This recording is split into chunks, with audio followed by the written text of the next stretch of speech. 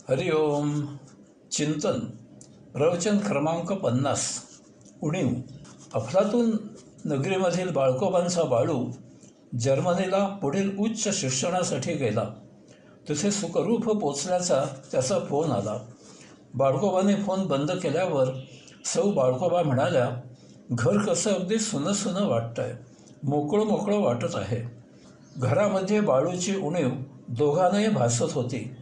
दिवसभर बाळू कॉलेजला किंवा क्लासला जात होता. घरी आल्यावर तो अभ्यासाला बसत होता.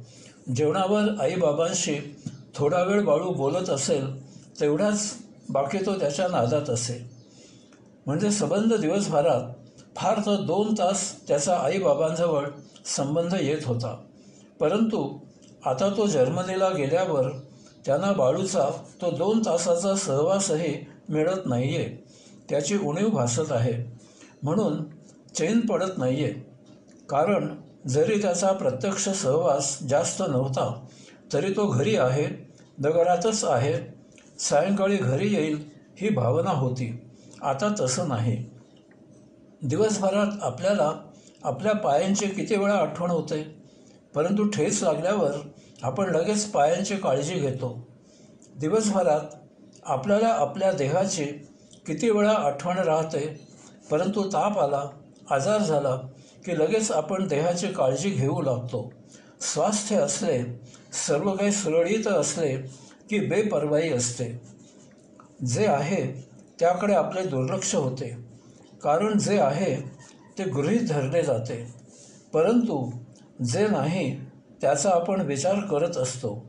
एखादी जागा जोपर्यंत भरलेली आहे तोपर्यंत त्याकडे दुर्लक्ष होते, परंतु तीच जागा रिकामी झाली की तेथे जे होते त्याची आठवण होते. ते खाली पण ती उणीव सतावू लागते.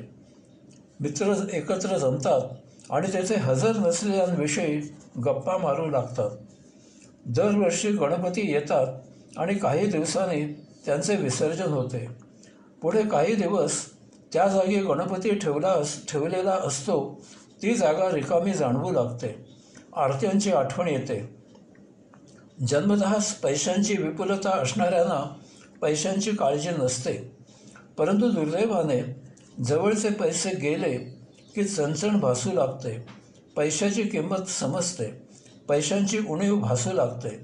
एकेका पैशाची काळजी घ्यायला सुरुवात होते. चंद्रावरील डाग प्रकर्षाने दिसतो. त्या डागाच्या जागी चंद्राचा चंदेरी रुपेरीपणाची उणीव आपली नजर अगदी सहजच परंतु चटकन टिपते. बाकी एवढा मोठा उर्वरित चंदेरी रुपेरी चंद्र जरी जाणवला तरीही ती डाग असलेली जागा आपल्या मनामध्ये घर करते. मानवाचा हा स्वभाव आहे, ही त्याची मानसिकता आहे. हे असे असणे नैसर्गिक आहे, स्वाभाविक आहे. हा मानवाचा मनोधर्म आहे. खड्डा भरून काढायचा प्रयत्न केला जातो, त्यावर लक्ष केंद्रित होते. हे साहजिक घडते. जे घरी आहे त्याची मनामध्ये काळजी नसते, परंतु जे दारी आहे ते घरात लवकर आणण्यासाठी खटपट करणे हा मानवाचा स्वभाव आहे. काही धर्म पुनर्जन्म मानत नाहीत. त्याप्रमाणे त्यांचे धर्मगुरू समाजाला उपदेश करतात. त्यांची अशी धारणा आहे की हा जो काही मिळाला आहे हाच एकमेव जन्म आहे. यामुळे स्वाभाविकच अशी मानसिकता होते की कमीत कमी वेळेत जितके जास्तीत जास्त उपभोग घ्यायला मिळतील तितके उपभोग घ्या. चला, मौज करा, मजा करा, चंगळ करा, धमाल करा. एकदा हा देह मृत झाला की सर्व संपले. मानवी देह यासाठीच आहे. इतर सर्व प्राण्यांपेक्षा मानवाला प्रगल्भ बुद्धी, स्मृती, आकलनशक्ती, कौशल्य इत्यादी अधिक आहे. ती देवाने उगीचच दिलेली नाही. बाकी सृष्टी ही मानवाच्या उपभोगांसाठीच निर्माण झालेली आहे. यामुळे इतर सृष्टी आपल्या वर्चस्वाखाली आणा आणि ती उपभोगा. त्यांच्याकडून सेवा करून घ्या, हीच देवाची आज्ञा आहे. यामुळे असे न कराल तर तो देवाच्या आज्ञेचा अवमान आहे. ज्याची उणीव असते त्याच्यावर जरा जास्तच लक्ष केंद्रित केले जाते. अंशात्म्याच्या बाबतीत हेच घडते. अंशात्मा जन्मतःच देहधारण होण्याआधीपासून आहे आणि देह मृत झाला तरीही तो असणार आहे. त्याची उणीव कधीही असणार नाही, भासणार नाही. मग त्याची पर्वा कोण करतो? त्याच्याकडे लक्ष जात नाही. जगताना अंशात्म्याची आठवणही होत नाही. जे नसणार आहे त्यावर लक्ष केंद्रित होते. रोजच्या जगण्याच्या हालचाली अंशात्म्याकडून मिळणाऱ्या चैतन्यामुळे होत असतात. हे ज्ञान सहजच जाणवत नाही. जीवयातना होणे, जीव जाणे, जीवाची लाहीलाही होणे, जीव गेला की सर्व संपते वगैरे शब्दप्रयोग केले जात असतात. काही झाले की जीव घाबराघुबरा होतो. त्यामुळे जीवाचे भान सतत असते. त्याची काळजी घेतली जाते. जीवाचा आणि अंशात्म्याचा काही संबंध आहे हे नित्य जगण्यामध्ये कुठेही माहीत होण्याचे कारण किंवा प्रसंग येत नाही. यामुळे मुळातच अंशात्मा असा काही आपल्या शरीरामध्ये आहे याचा पत्ताच नसतो. अंशात्मा केवळ सूक्ष्म नसून सूक्ष्माती सूक्ष्म आहे. यामुळे शरीराची काही अन्य कारणाने चिरफाड करावी लागली तरी आत अंशात्म्याचे अस्तित्व दिसत नाही, जाणवत नाही. आपल्याला होणारे सर्व आजार हे देहादी इंद्रियांचे असतात, देहादी इंद्रियांशी संबंधित असतात. यामुळे आजार झाला तरी त्यामुळे अंशात्म्याविषयी जागृती होण्याचा प्रसंग येत नाही. गरज भासल्याशिवाय स्वाभाविकच आपण हे अन्य काही शोधतही नाही. या कारणाने पुढे जेव्हा अंशात्म्याशी संबंध येतो आणि ज्ञान होते की जीव निर्माण करणारा अंशात्मा असून तो आपल्या देहामध्ये वास्तव्याला आहे, त्याच्या मूलभूत ध्वनी, वायू, चैतन्य, प्राण, ऊर्जा, तेज, प्रकाश या सप्त ब्रह्मतत्वांमुळे आपला देह आहे. आपण स्वतः देह इंद्रिय नसून हे निर्माण करणारे अंशात्मा आहोत. आपला कधीही जन्म होत नाही किंवा मृत्यू होत नाही. हा जो जन्ममृत्यू होतो तो देहाचा होतो. आपण ब्रह्मांड निर्माण करणारे ब्रह्मांड नायक आत्मपरब्रह्माचे अंश आहोत. मग आता जेव्हा आपली स्वतःची अंशात्मा म्हणून ओळख करून घेण्यासाठी आपण त्याच्या देहामध्ये शोध घेऊ लागतो तेव्हा तो सापडत नाही. अनेक जन्मोजन्म जावे लागतात तेव्हा त्याची चाहूल लागते. बाळाचा जन्म होतो. बाळाला आई दूध पाजते. बाळ अर्धवट झोपेतच दूध पिते आणि मोठ्या मजेत पुन्हा झोपते. काही तासाने त्याला पुन्हा भूक लागते. ते काहीतरी आवाज करते. आई त्वरित येते आणि मोठ्या वात्सल्याने त्याला हलकेच उचलते. ममतेने त्याला जवळ घेते आणि दूध पाजते. त्याची स्वच्छता करते. प्रेमाने गुणगुणत त्याला झोपवते. असे काही वेळा झाल्यावर बाळाला जाण येते की आपण तो विशिष्ट आवाज केला की कोणीतरी येते आणि आपली काळजी घेते. हळूहळू आईच्या स्पर्शाची, बाबांच्या स्पर्शाची, आजीच्या स्पर्शाची निरनिराळी जाण येते. असे होता होता बाळ पाळण्यामधून जमिनीवर येते आणि उपडे होत हळूहळू रांगू लागते, बोबडे बोलू लागते. या सर्व कार्यक्रमात त्याला एक गोष्ट प्रकर्षाने जाणवते की आपल्याला जे काही पाहिजे असते ते बाहेर मिळते. आपल्याला बाहेर अवयव आहेत, त्यांचा उपयोग करून आपण हालचाली करतो. वय थोडे मोठे झाले की ही बुद्धी, स्मृती, मन यांची जाण येते. एखाद्या प्रसंगाने जीवाची ओळख होते आणि या ओळखीचा कार्यक्रम येथेच थांबतो. कारण आता नित्य जगणे, नित्य व्यवहार सुरळीत पार पडतात. यात अंशात्म्याचा कुठेही संबंध येत नाही.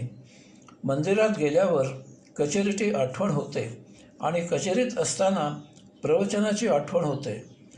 प्रवासात असताना घरची आठवण होते आणि घरी असताना प्रवासाची आठवण होते. डोळे मिटले तरी बाह्य जगताचे विचार जात नाहीत. परंतु डोळे उघडे असले तर अंतस जागृती होत नाही. कारण बाह्य जगताचा परिचय आहे, त्याचे आकर्षण आहे, परंतु अंतस जगताची माहिती नाही. पुढे आयुष्य जगताना दुःख, कष्ट, त्रास, पीडा, वैताग हे सर्व असह्य होते आणि मग शारीरिक, बौद्धिक, मानसिक इत्यादी अशी सर्वांगीण तयारी होते की हे दुःख झाले इतके पुरे झाले, आता यामधून बाहेर पडायचे. तेव्हा शाश्वत सौख्याची चौकशी शोध सुरू होतो. नशिबाने यथाकाळी कोणी सद्गुरू भेटतात आणि अध्यात्म, आत्मा, परमात्मा याबद्दल मोठे कुतूहलपूर्वक एक निराळे ज्ञान मिळते.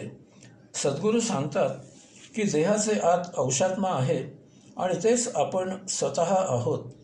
अध्यात्म, सत्संग, ध्यान, समाधी इत्यादी योगे त्याचा आणि जीवाचा योग जुळवून आणावा लागतो. तेव्हा आपले सुखदुःखामधून सुटका होते. अशा प्रकारे त्यासाठी त्या पलीकडील कैवल्यानंद प्राप्त करायचा आहे. परंतु यावर आपला विश्वास बसत नाही. आपण दुःख नष्ट करायला तयार होतो, परंतु त्यासाठी सुख सोडायची कल्पनाही गळी उतरत नाही. अध्यात्मासाठी देहामधील अंशात्मा शोधायचा, त्यासाठी देहाचे आत उतरायचे ही कल्पनाच विचित्र वाटते, अशक्य वाटते. देहाच्या बाहेर काहीही करणे शक्यतेत असते.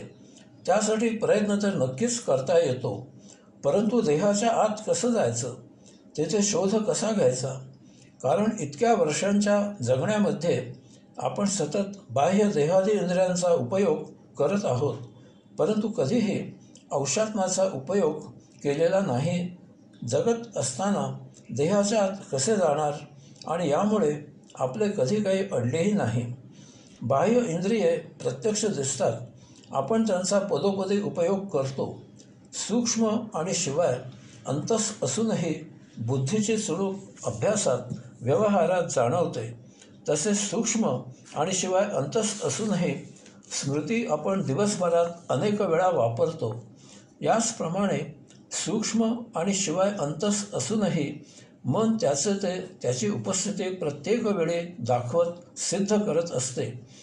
जीव त्याची जाणीव अनेक वेळा करून देतो, परंतु अंशात्मा हा प्रकार ना कधी जाणवला, ना कधी वापरला, ना कधी पाहिला, ना कधी ऐकला, ना कधी त्याने त्याच्या अस्तित्वाची चाहूल दाखविली. सारेच अजब वाटते. सद्गुरू आपल्याला सांगतात की दुःख, कष्ट, त्रास, पीडा, वैताग कायमस्वरूपी नष्ट करण्यासाठी सर्वप्रथम आपल्याला सुखाधिकापासून सुटका करून घ्यावी लागते, तरच दुःखापासून सुटका होते. सुख हेच दुःखाचे कारण आहे, कारण द्वंद्व हा वैश्विक नियम आहे.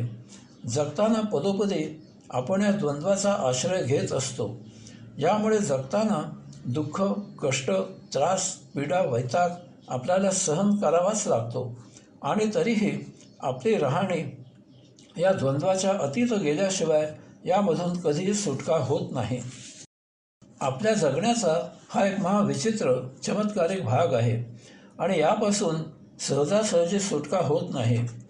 जगण्यासाठी द्वंद्व अपरिहार्य आहे आणि तरीही त्यापासून आपली सुटका आणि तीही कायम करता झाल्याशिवाय आपण या द्वंद्वाच्या अतीत होऊ शकत नाही आणि द्वंद्वाच्या अतीत झाल्याशिवाय सुखदुःखादी द्वंद्वापासून कायम करता सुटका होत नाही. असे झाल्याशिवाय मुक्ती नाही. यासाठीच अध्यात्म, सत्संग, सद्गुरू आहेत. यासाठी अनेक गुरु अनेक मार्ग सांगतात.